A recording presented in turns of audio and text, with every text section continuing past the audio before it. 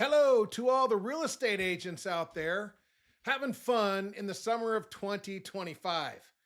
Well, show, this is called Real Estate Rescue Academy with Greg Ferrera.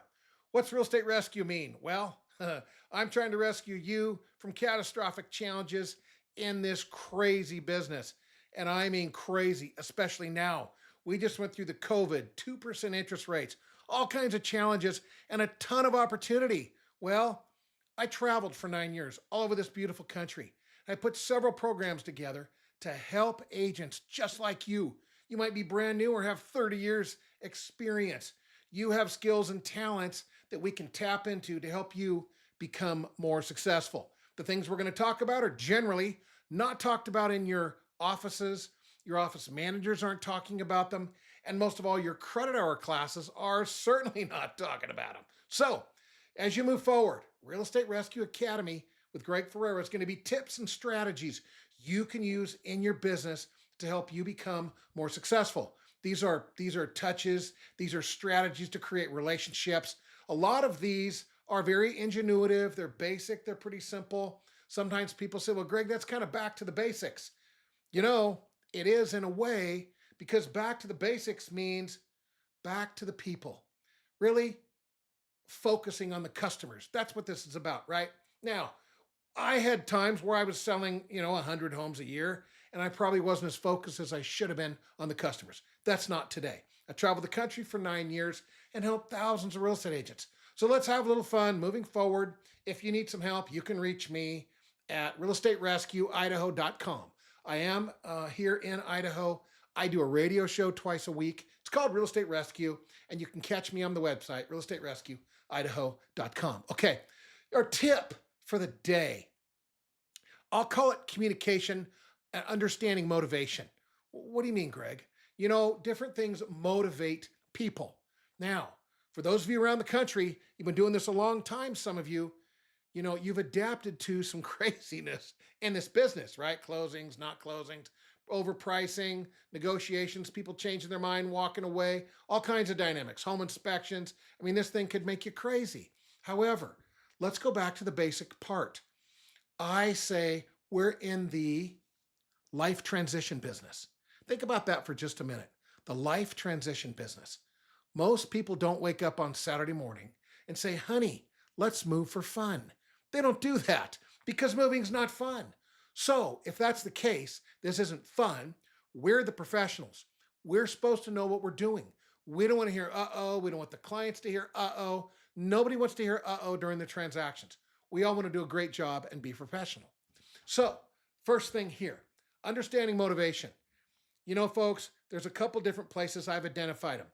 People move and they're motivated by, I have three things here. Now, there could be 10, but let's go with the basics.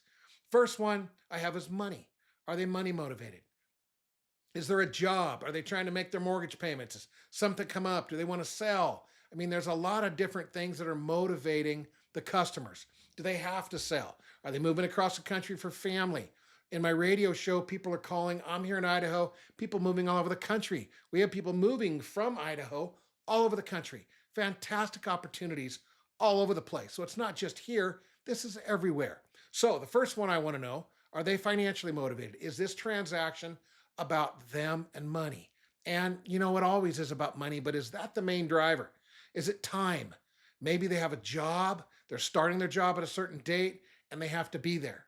And what can happen, folks, as we all know, if you're doing this for a while, sometimes half the family moves, the other half stays with the house until it sells. Their stress level, the folks that have stayed, can go up. That's not fun. Makes it harder on you and them. So that we have time. The last one I have is emotion. So we have money, time, and emotion. I bring up emotion because that's what's pushing most of our baby boomers around the country right now. Largest group of folks able to move. Wow, they have mobility. A lot of them are retired. They have great retirements, and they are passionately making moves. I do believe COVID caused some changes with those folks. So some structure, some reprioritizing their lives. Sorry about that. Putting family first, grandkids, kids, being around family, having a lot of people move. I'm sure many of you are experiencing that also. But I'm coming back and saying, okay, let's start at ground zero. Let's understand their motivation.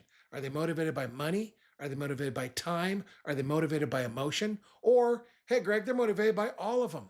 Okay, which ones are most important? How's that priority follow? And how do I be most sensitive to that? Basic psychology, guys. Psychology 101. We're focused on the customer, not focused on us. All right, the next one, communication. I have a form here, talks about communication, and that can mean a lot of things. So here, communication. Words, they say, are 7%. Visual, 55%, which is why most of us like to meet with our customers, right? That's our highest and best use of our time, is getting face to face with our customers. And then vocal is 38. So if you can get with them, they can hear you. At least if you can talk to them on the phone, they can hear your passion. If they can see you, then they have your body language, they have you with them. 100% the very best. Now, well, Greg, we all know that. Why do you say this? Because we get on our phones, folks, and we think because we sent a text message, we communicated. We may have communicated that they're not important enough for us to call. You're collecting that big commission there at closing, yet you don't have a minute to call the customers who are paying you. Just think about that. I encourage us to use those crazy cell phones because they work really, really well for more than just sending text messages. So, right now, just for today, this is our tip, basically asking questions. The last one before you go. I call it understanding the what I'll call emotional expectations. When we meet with customers, think about this. We do not know their past experiences. You know, I came from an era, folks, I started in 1995. I came from an era where we were focused on telling the customers how great we were, right? Rah, rah, rah, rah. I'm the best. Well, I learned over time it might be better to understand where the customer comes from.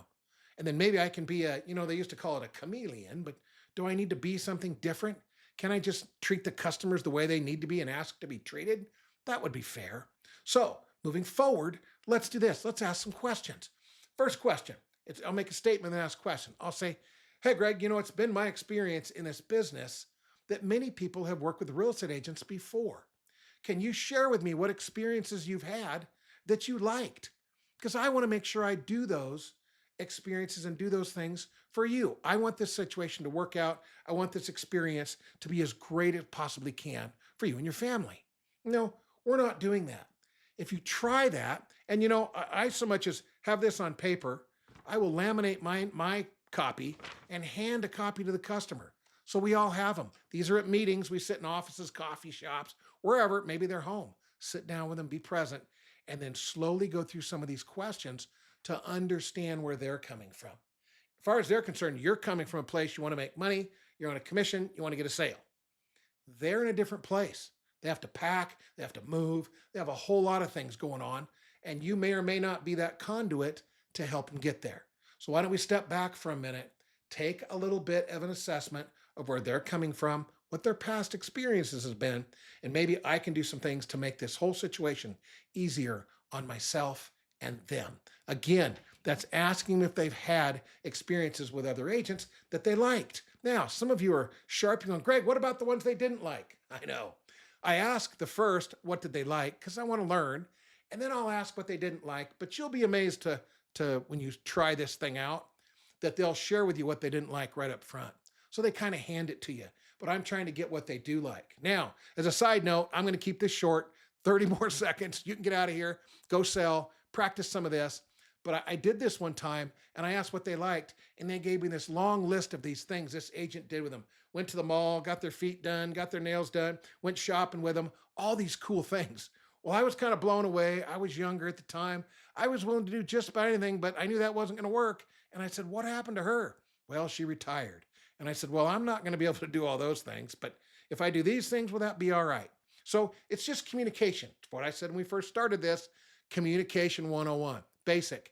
I'm suggesting we communicate by asking questions of the customers, making adjustments. We make the adjustments to make the transaction smoother for them and in turn for us. Okay, that's it for today. Go out there, go get them. You can reach me, realestaterescueidaho.com anytime. Get on the site. There's a form there. Fill it out if you want some help. My number's on there. You can also call me. I wish you the very best. Be safe out there. Always put the customers first. Greg Ferrera's This is, Real Estate Rescue Academy with Greg Ferrera. I got to practice that. I'm used to the radio show. Anyway, have a fantastic day and go get them.